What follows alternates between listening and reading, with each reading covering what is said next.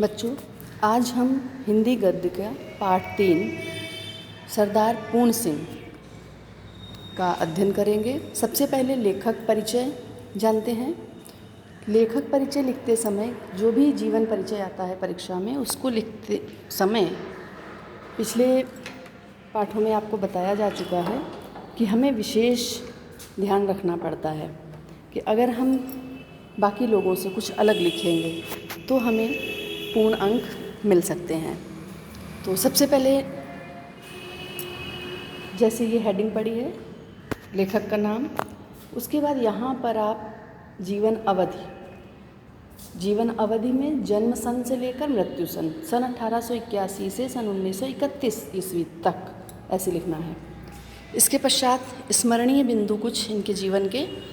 एबटाबाद पाकिस्तान में जन्मे पूर्ण सिंह सन 1881 में। नाम पिता करतार सिंह था, शिक्षा पाई रावलपिंडी में। कहाँ जन्म हुआ? एबटाबाद पाकिस्तान 1881 में ईस्वी में, और शिक्षा कहाँ पाई? रावलपिंडी में। ठीक है। पिता का नाम करतार सिंह। रचनाएं इनकी सच्ची वीरता, कन्यादान और विचार हैं। कुल 6 रचनाएं इन्होंने लिखी, 6 निबंध लिखकर ही ये अमर हो गए हिंदी साहित्य में। और द्विवेदी युग के निबंधकार थे। किस युग के? द्विवेदी युग के। 1931 में मृत्यु हुई। सूक्ष्मावलोकन, अब जैसे पिछले पाठों में लिखा वैसे ही। नाम सरदार पूर्ण सिंह, जन्म वर्ष सन 1881 ईस्वी, एबटाबाद अब पाकिस्तान में है। पिता का नाम करतार सिंह। प्रारंभिक शिक्षा रावलपिंडी। युग द्विवेदी युग। प्रमुख रचनाएं आचरण की सभ्यता, पवित्रता, कन्यादान, सच्ची वीरता आदि। और भी 2 इनकी हैं, अमेरिका का मस्त योगी वॉल्ट विटमैन। आगे भाषा शुद्ध खड़ी बोली, शैली भावात्मक। निधन इनका सन 1931 में देहरादून में। साहित्य में स्थान, अच्छे निबंधकार एवं कुशल अध्यापक। इन्हें अध्यापक पूर्ण सिंह के नाम से भी जाना जाता है। इसके बाद जीवन परिचय शुरू करते हैं। जीवन परिचय। सरदार पूर्ण सिंह हिंदी साहित्य में द्विवेदी युग के श्रेष्ठ निबंधकारों में गिने जाते हैं। केवल 6 निबंधों की रचना करके ही ये हिंदी साहित्य जगत में अमर हो गए। इनके निबंध इनकी मनोलहरी से जुड़े हुए, मनोलहरी मतलब जो इनके मन में लहर थी, जो इनके मन में विचार थे, उनसे जुड़े हुए हैं। और वैसे भी निबंधकार जो निबंध लिखता है वो अपने मन के भावों का ही, निबंध भावों का ही संग्रह होते हैं। ये सच्चे अर्थों में एक आत्मव्यंजक निबंधकार कहे जा सकते हैं। अध्यापक पूर्ण सिंह का जन्म सन 1881 ईस्वी में सीमा प्रांत के एबटाबाद जिले, सीमा प्रांत मतलब बॉर्डर से लगे हुए, एबटाबाद जिले, सीमा प्रांत का अर्थ बॉर्डर से लगे हुए, एबटाबाद जिले के सलहड़ नामक गांव में एक संपन्न परिवार में हुआ था। पिता सरकारी नौकरी में रहने के कारण बालक पूर्ण सिंह का बचपन धर्मपरायण, माता की सात्विकता की छाया में हुआ। मतलब पिता सरकारी नौकरी में थे तो इधर से उधर उनके ट्रांसफ़र होते रहते थे, तो अधिकतर इन्होंने माता के साथ ही अपना समय बिताया। माता इनकी धर्मपरायण थी, उसी वातावरण में इनका पालन पोषण हुआ। इनकी आरंभिक शिक्षा रावलपिंडी में हुई, मतलब जो प्राइमरी एजुकेशन है वो रावलपिंडी में। फिर इंटरमीडिएट की परीक्षा लाहौर से उत्तीर्ण करके ये रसायन शास्त्र के लिए, देखिए केमिस्ट्री का इन्होंने अध्ययन किया, और हिंदी के इतने अच्छे विद्वान हैं। रसायन शास्त्र के अध्ययन के लिए जापान चले गए। वहाँ इन्होंने टोक्यो की इंपीरियल यूनिवर्सिटी में रसायन शास्त्र का अध्ययन किया। वहाँ विश्व धर्म सभा में भाग लेने पहुँचे स्वामी रामतीर्थ से संन्यास की दीक्षा लेकर ये भारत लौट आए। भारत लौटने पर स्वामी जी की मृत्यु के पश्चात इनके विचारों में परिवर्तन आया और इन्होंने विवाह करके गृहस्थ जीवन व्यतीत किया तथा देहरादून के इंपीरियल फॉरेस्ट इंस्टीट्यूट में अध्यापक हो गए। कुछ समय उपरांत वहाँ से नौकरी छोड़कर ग्वालियर चले गए। अंतिम दिनों में पंजाब में जड़ांवाला ग्राम में खेतीबाड़ी करने लगे। जड़ांवाला ग्राम पंजाब जिले में। खेती में नुकसान होने से, अर्थ संकट से पीड़ित होने पर ये निरंतर कष्ट उठाते रहे। अंततः मार्च सन 1931 ईस्वी में स्वतंत्र व्यक्तित्व का यह साधु साहित्यकार, साधु का अर्थ संत नहीं, साधु मतलब संत हृदय वाला, साधु का अर्थ है जो अच्छे स्वभाव वाला सज्जन व्यक्ति, मात्र 50 वर्ष की आयु में ही देहरादून में दिवंगत हो गया। तो ये सारे जो इनके मुख्य अंश हैं वो आपको अच्छे से याद रखने हैं। साहित्यिक सेवाएं, उत्कृष्ट निबंधकार एवं शैलीकार अध्यापक पूर्ण सिंह की मातृभाषा पंजाबी थी। फिर भी इन्होंने हिंदी में, देखिए मातृभाषा पंजाबी, अध्ययन किया केमिस्ट्री का, रसायन शास्त्र का, और कितनी अच्छी इन्होंने हिंदी में निबंधों की रचना की। ये भारतीय संस्कृति, दर्शन और अध्यात्म से बहुत प्रभावित थे, जिसका प्रभाव इनके निबंधों में भी स्पष्ट परिलक्षित होता है। इनके निबंधों में नई विचार सामग्री, लाक्षणिकता और भावात्मकता पाई जाती है। इन्होंने मुख्य रूप से नैतिक विषयों पर निबंधों की रचना की। इनका निबंध चाहे आचरण की सभ्यता देख लीजिए, चाहे कन्यादान, जो नैतिक विषय हैं समाज के, उन्हीं पर रचना की है, उन्हीं पर अपने विचार प्रकट किए हैं। तो इसके पश्चात हम अगला देखते हैं। इसके बाद रचनाएं लिखेंगे। पूर्ण सिंह जी के निबंध सरस्वती पत्रिका में, क्योंकि द्विवेदी युग के लेखक थे और द्विवेदी युग में सरस्वती पत्रिका ही एक ऐसी पत्रिका थी जो सभी को ऊंचा उठने के लिए, अपनी रचनाएं प्रकाशित कराने के लिए एक अवसर दे रही थी। तो इनके निबंध सरस्वती पत्रिका में प्रकाशित हुए। केवल 6 निबंधों की रचना की इन्होंने। कन्यादान, मजदूरी और प्रेम, सच्ची वीरता, पवित्रता, आचरण की सभ्यता, अमेरिका का मस्त योगी वॉल्ट विटमैन। इसके अतिरिक्त इन्होंने सिखों के 10 गुरुओं में स्वामी राम तीर्थ की जीवनी अंग्रेजी में लिखी। हिंदी में इन्होंने केवल ये 6 रचनाएं की और द्विवेदी युग के प्रमुख निबंधकारों में इनका नाम आता है। भाषा शैली, भाषागत विशेषताएं। सरदार पूर्ण सिंह जी ने अपने निबंधों में प्रवाहमयी एवं लाक्षणिक एक शुद्ध साहित्यिक परिमार्जित खड़ी बोली का प्रयोग किया है। इन्होंने अपनी भाषा को शुद्ध और परिमार्जित, परिमार्जित का मतलब होता है कि बिल्कुल, देखिए शुद्ध भी शुद्ध है, परिमार्जित का अर्थ भी शुद्ध है, परंतु दोनों में क्या अंतर है। शुद्ध तो हम कह सकते हैं कि हाँ ये शुद्ध है, प्योर, इसमें कुछ मिलावट नहीं। परिमार्जित कि उसमें से भी छान के जो भी हल्की फुल्की कमी हो उसको दूर कर देना, पूर्णता शुद्ध। परिमार्जित रखने के लिए तत्सम के, संस्कृत के तत्सम शब्दों तथा भाषा में सरलता, सरसता तथा सजीवता के लिए उर्दू, फारसी, अंग्रेजी की विदेशी शब्दावली का निसंकोच प्रयोग किया है। इन्होंने कहावतों और मुहावरों का सुललित प्रयोग किया है। इनकी वाक्य रचना सरल, व्यवस्थित और सुगठित है। हिंदी साहित्य में स्थान। हिंदी के निबंधकारों में पूर्ण सिंह जी का स्थान विषय, भाषा, शैली की दृष्टि से अत्यंत महत्वपूर्ण है। यहाँ पर हिंदी के या द्विवेदी युग के लिख सकते हैं, द्विवेदी युग के निबंधकारों में। तो ये जीवन परिचय हो गया, आपको अच्छी तरह से याद रखना है, ये याद करना है। अब इनके द्वारा लिखित पाठ आचरण की सभ्यता निबंध है, उसका अध्ययन हम करेंगे। आचरण की सभ्यता पाठ हम पहले पढ़ चुके हैं, तो हम संक्षेप में इसके बारे में और फिर से एक बार जान लेते हैं। आचरण क्या है? सबसे पहले तो प्रश्न ये है कि आचरण क्या है। आचरण की सभ्यता, सभ्यता क्या है, आचरण क्या है। आचरण वह है जो, आचरण अगर हम आपसे पूछें तो बहुत से बच्चे कहेंगे कि व्यवहार, परंतु व्यवहार और आचरण में अंतर होता है। व्यवहार वो है जो हम दूसरों के सामने प्रकट करते हैं, किंतु आचरण वह है जो हमारे आंतरिक गुण हैं, जो हमें पता है केवल, जिनके द्वारा हम लोगों पर अपना प्रभाव छोड़ सकते हैं, लोगों से अपने संबंध मधुर कर सकते हैं।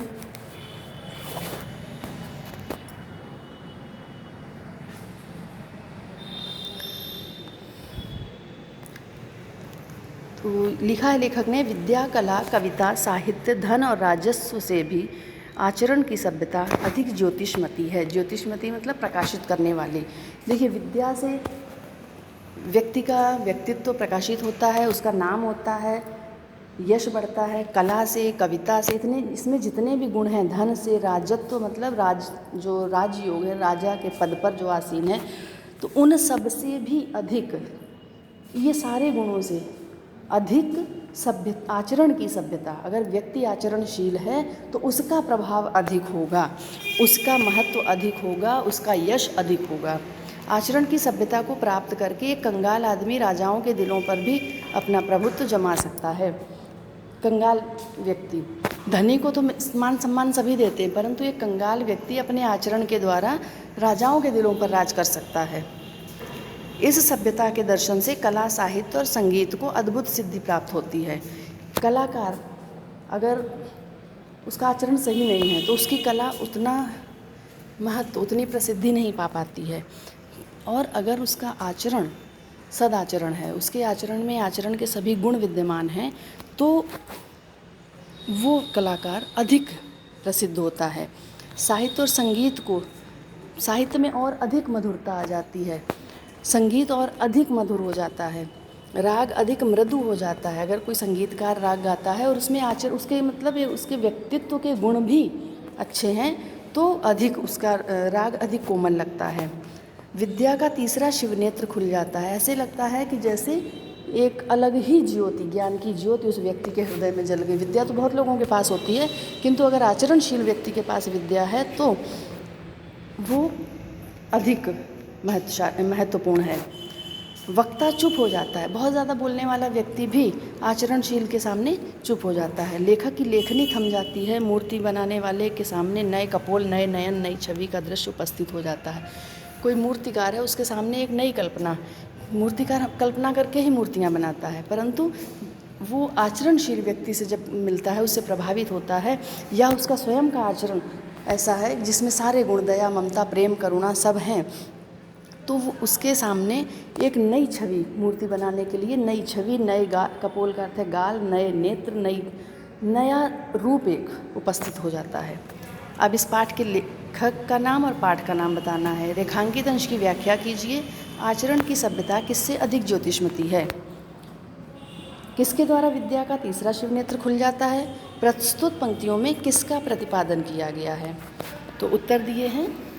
प्रस्तुत अवतरण हमारी पाठ्य पुस्तक गद्य गरिमा में संकलित सरदार पूर्ण सिंह द्वारा लिखित आचरण की सभ्यता शीर्षक से उद्धृत है। या फिर दो प्रकार से, ये पाठ का नाम, लेखक का नाम, सीधा सीधा जैसे पूछा जाए वैसे लिखना है आपको। और जितने भी गद्यांश आएंगे उन सब के लिए पहला प्रश्न का उत्तर यही होगा। रेखांकित अंश की व्याख्या है। आचरण की सभ्यता को प्राप्त करने वाला एक निर्धन मनुष्य भी राजाओं पर अपना प्रभुत्व स्थापित कर लेता है, अर्थात अपने सदाचरण से उन्हें प्रभावित करता है और सम्मान का पात्र बन जाता है। तीसरा है, किससे अधिक ज्योतिषमती है? आचरण की सभ्यता विद्या, कला, साहित्य, धन और राजस्व से भी अधिक ज्योतिषमती है। आचरण की सभ्यता के द्वारा, किसके द्वारा? आचरण की सभ्यता के द्वारा विद्या का तीसरा शिवनेत्र खुल जाता है। प्रस्तुत पंक्तियों में किसका प्रतिपादन है? आचरण की सभ्यता का।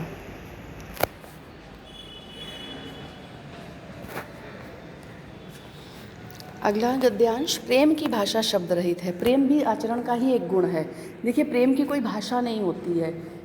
आप छोटा बच्चा जो बिल्कुल बोल नहीं सकता है, अपनी बात नहीं कह सकता है, उसको आप प्रेम से अगर बात करेंगे, या उसको भी छोड़ दीजिए, कोई पशु है, पशु भी प्रेम की भाषा समझते हैं। क्यों? क्योंकि प्रेम की भाषा में शब्द नहीं होते हैं।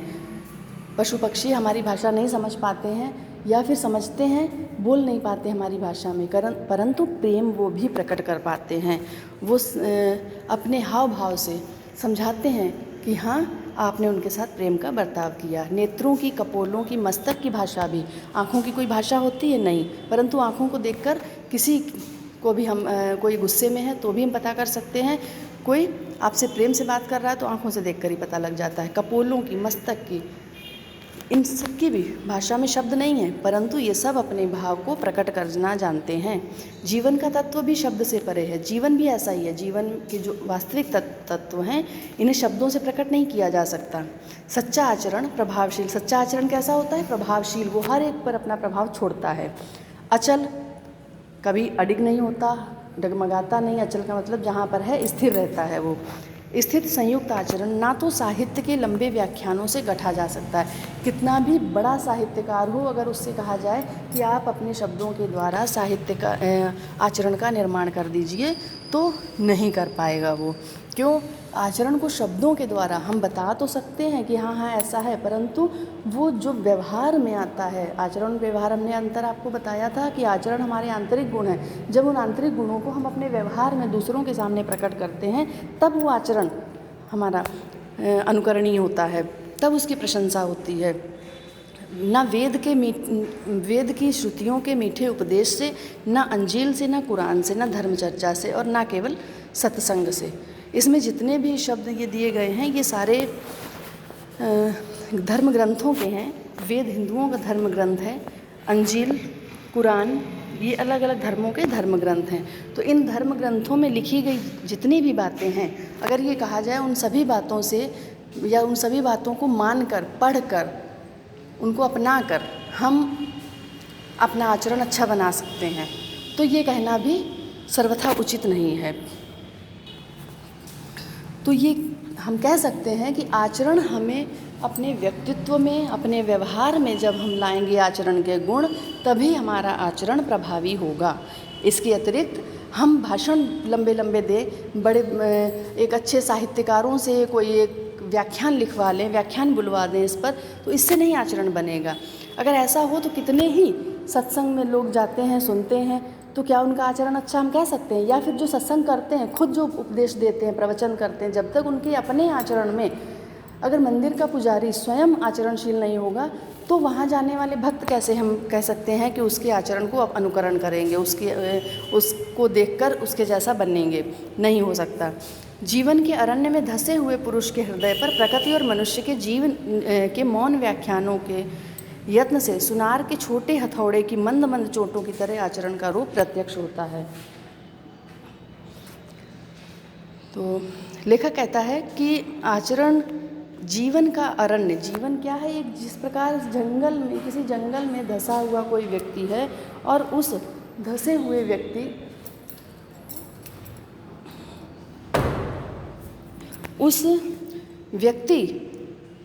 को अपने हृदय पर आचरण भी ठीक उसी तरह, आचरण का निर्माण कैसे होता है? जैसे सुनार अपने छोटा सा हथौड़ा होता है सुनार का, हल्का सा, और उस हथौड़े से सोने को पीट पीट कर वो एक आकार देता है, वैसे ही आचरण है। मनुष्य अपने कर्तव्यों से, अपने जो आचरण के गुण हैं, उन गुणों के द्वारा, छोटे गुण क्या है, वो गुण हथौड़े का काम करते हैं और अपने जीवन को पीट पीट कर खरे सोने के रूप में परिवर्तित कर सकता है। फिर से प्रश्न है वही, गद्यांश के पाठ और लेखक का नाम लिख चुके हैं पहले हम, वैसे ही करना है। रेखांकित अंश की व्याख्या, प्रेम की भाषा को कैसा बताया है, शब्द रहित। उपर्युक्त पंक्तियों में आचरण की सभ्यता की उपमा किससे दी गई है? मनुष्य के मौन व्याख्यानों के यत्न में किसका रूप प्रत्यक्ष दिखाई देता है? तो रेखांकित अंश पहले पढ़ लेते हैं। जो आचरण प्रभावकारी, स्थायी और शील से युक्त होता है वही सभ्य आचरण है। मतलब जो प्रभाव, दूसरों पर प्रभाव डाल सके ऐसा आचरण, हम जो कर रहे हैं दूसरा हमसे सीखे, वो आचरण है अच्छा, स्थायी और डगमगाए नहीं, परिस्थितियों को देखकर वो अटल रहे हर परिस्थिति में, ऐसा आचरण वही सभ्य आचरण है। सभ्य आचरण साहित्य के लंबे व्याख्यानों से प्रकट नहीं हो सकता, वह वेद पुराण आदि धार्मिक ग्रंथों या धर्मोपदेशों से व्यक्त नहीं होता। धर्म चर्चा करने या केवल सत्संग करने से भी सभ्य आचरण नहीं मिलता, अर्थात इसे प्राप्त करने के लिए जीवन की गहराई में प्रवेश करना पड़ता है। अगर हमें किसी जड़ी बूटी का पता लगाना है तो जंगल में घुसना पड़ता है, वैसे ही हमें जब आचरण को समझना है तो हमें इसकी गहराई में, जीवन की गहराई में, जीवन में ही हमें सारे ये गुण मिलेंगे। लेखक ने प्रेम की भाषा को शब्द रहित बताया है। उपमा किससे की है? सुनार के छोटे हथौड़े की मंद मंद चोटों से। मनुष्य के मौन व्याख्यानों के यत्न से आचरण का रूप प्रत्यक्ष होता है। अगला, आचरण का विकास जीवन का परम उद्देश्य है। जीवन का परम उद्देश्य क्या है? मतलब पहला उद्देश्य आचरण जीवन का यही होना चाहिए कि हम अपने आचरण का विकास करें। आचरण के विकास के लिए नाना प्रकार की सामग्रियों का जो संसार संभूत शारीरिक, प्राकृतिक, मानसिक और आध्यात्मिक जीवन में वर्तमान है, उन सब की या सबका, क्या पुरुष क्या जाति, सबके आचरण के विकास के साधनों के संबंध में विचार करना होगा। आचरण के विकास के लिए जितने कर्म हैं, जो भी कार्य ऐसे हैं जिनसे आचरण का विकास हो सकता है, उन सबको हमें ये मानना पड़ेगा कि ये आचरण के संगठन करता है। मतलब इन सब से मिलकर, ये तत्व हैं उसके, इन्हीं से मिलकर ही आचरण का निर्माण होगा, हमें आवश्यक मान लेना चाहिए उन्हें। प्रश्न दिए गए हैं, इनके उत्तर। रेखांकित अंश, प्रत्येक मनुष्य का कुछ ना कुछ कर्तव्य होता है, लेकिन उस कर्तव्य को धर्म से जोड़ना परम आवश्यक है। हमने आपको पहले पाठ में भी बताया था कि धर्म से जब हम जोड़ लेते हैं तो हम उसे आवश्यक रूप से उस कार्य को करते हैं। कर्तव्य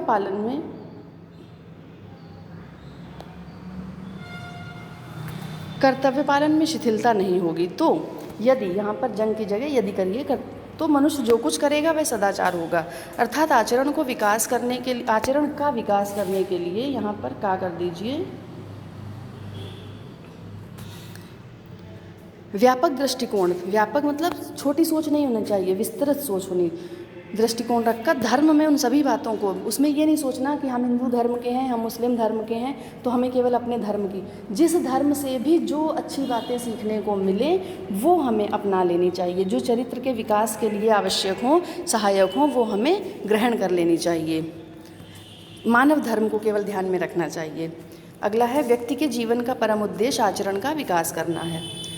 उपर्युक्त गद्यांश के माध्यम से लेखक इस बात को उजागर करना चाहता है कि मनुष्य का आचरण उसके संपूर्ण पर्यावरण से प्रभावित होता है। जैसा हमारे आसपास का वातावरण होता है वैसे ही आचरण बनता है। धर्म को लेखक ने आचरण का संगठनकर्ता बताया है, आचरण का संगठनकर्ता बताया है। तो ये जो महत्वपूर्ण गद्यांश थे पाठ के, उनका फिर से हमने रिवीजन किया, पुनरावृत्ति की, उनके प्रश्नोत्तर समझ लिए। इन सभी प्रश्नों को आपको कॉपी में करना है और बहुत अच्छी तरह से समझना है। जो भी समझ में ना आए आप पूछ सकते हैं फिर से, लेकिन आप पूरा वीडियो सुनेंगे तभी आपको समझ में आएगा। धन्यवाद।